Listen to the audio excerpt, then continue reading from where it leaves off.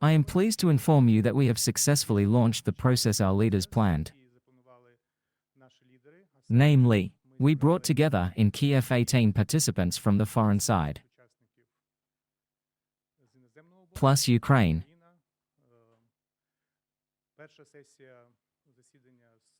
The first session of the meeting with national security advisors was devoted to going through the key documents.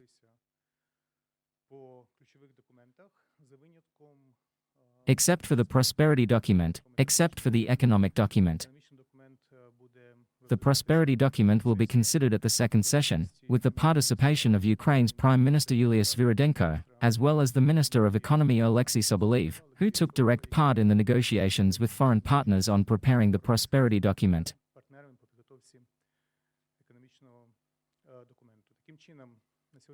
So, as of today, we have a broad geography of national security advisors represented here. That is 15 foreign countries, plus international organizations. This is the European Union, the European Commission, the European Council, as well as NATO, the North Atlantic Alliance.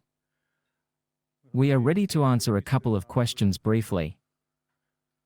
Kristina Badinskik, newspaper, Il Foglio. Tell me please, you have just reviewed the 20-point plan, as I understand it, yes? And it was known that there were still disagreements on territories and the AFU. Is there a change after your consultations now? Look, the first session was dedicated to ensuring that, in a relatively short time, with everyone who was ready to come to Kiev, we could go through all the documents. This was not a negotiating session at the expert level. This was a session where the national security advisors closest to their leaders assessed the work that had been done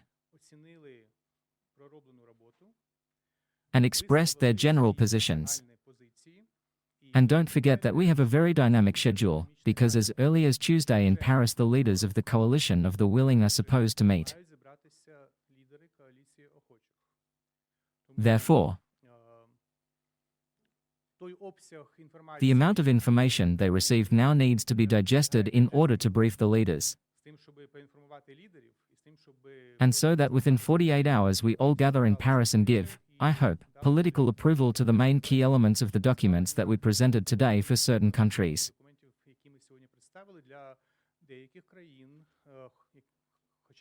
Although they had been briefed, overall this was the first opportunity to see the full texts.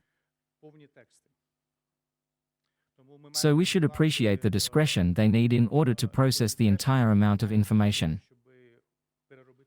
But the important comment regarding your question is that the problem on territories, the ZPP, and these difficult issues is not with the Europeans and not even with the Americans. It is not the Americans who insist on certain ultimatum decisions that are unacceptable for Ukraine, the Russians insist on them. Accordingly, today's meeting with European partners, which is continuing now, was devoted to aligning positions with them. But we have no disagreements with them on how Ukraine can better protect its interests. Let me say in advance, if anyone has questions, no one pressured Ukraine during this morning session. There were a number of points in the plan that concern Europe and Ukraine. And those who read the entire plan in full for the first time today, what reaction did they have to the fact that most security guarantees are to be provided by Europeans, and also about Ukraine within the borders of the European Union? Although I said that for some countries it was officially the first opportunity to see these texts holistically, that is, these texts in general. Let's not be naive, because both in Berlin and elsewhere, in Geneva, we also had sessions with Europeans, and 3 countries were present. These are Great Britain, France, and Germany. And of course, consultations are taking place within the European Union and NATO. So I have no doubt that they were in the process of consultations, firstly. And second, I want to reassure you that the documents are written, as of today, in a way that does not violate the foundations of the constitutional order and the sovereignty of Ukraine. And once again I want to say that, as was stated in Mar-a-Lago, some documents are 100% ready, some documents are 90% ready. And here the bigger issue will be how, within the tight timeframes we are dealing with, all countries that resolutely want to support us can go through their national procedures. And national procedures are a very complicated thing, because no one, neither Ukraine nor foreign partners, is going to violate their constitutional order or the principles of governance and parliamentarism that exist in their countries.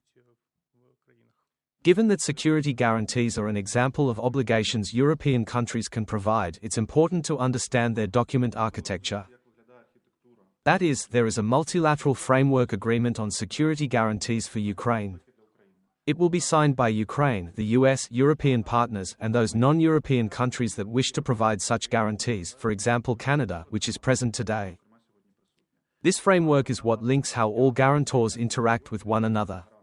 Because everyone understands that the AFU are the first level of defense, that there are Europe-led multinational forces that will be deployed in Ukraine and will in one way or another be engaged in ensuring security in the air, at sea, and on land.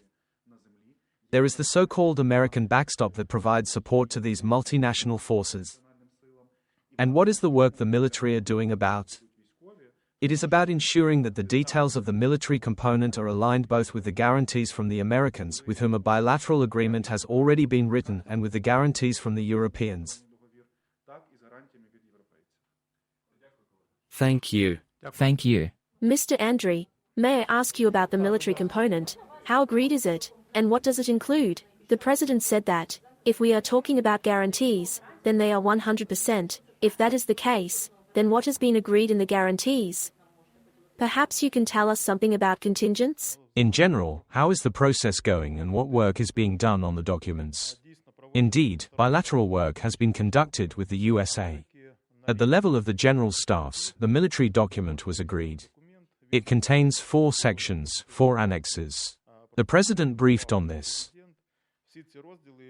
All these sections are about how Ukraine and the armed forces of Ukraine will be supported, how the armed forces will be supplied, their restoration and modernization, how compliance with the agreements will be monitored, how actions will be carried out, what the reactions will be if violations of the agreement are detected by either side, because this is a bilateral agreement.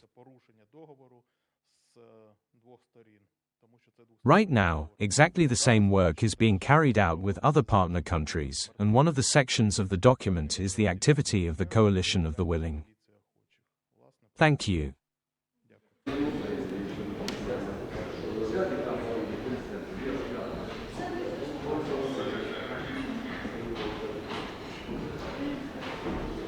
Welcome to Ukraine. We would like to start with the words of gratitude and appreciation for your countries, for your people, for your leadership, for their support, comprehensive support of Ukraine. And we're thankful to you that you take your time to visit us after New Year's Eve. And I hope that 2026 will be the year of peace. So once again, welcome to all of you, and we will work on the prosperity package to ask all the questions that you may have. Thank you.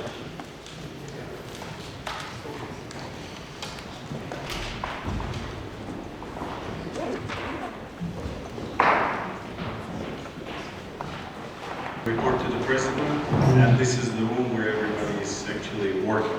Again, we'd like to welcome everybody, saying what I already said for all the comprehensive assistance that you've been doing, politically, diplomatically. Once again, thank you for coming. We're a very emerging democracy, but at the same time demanding democracy, and it is super hard to solve. I would just go over the plan so that you could be all aware of the 20-point plan.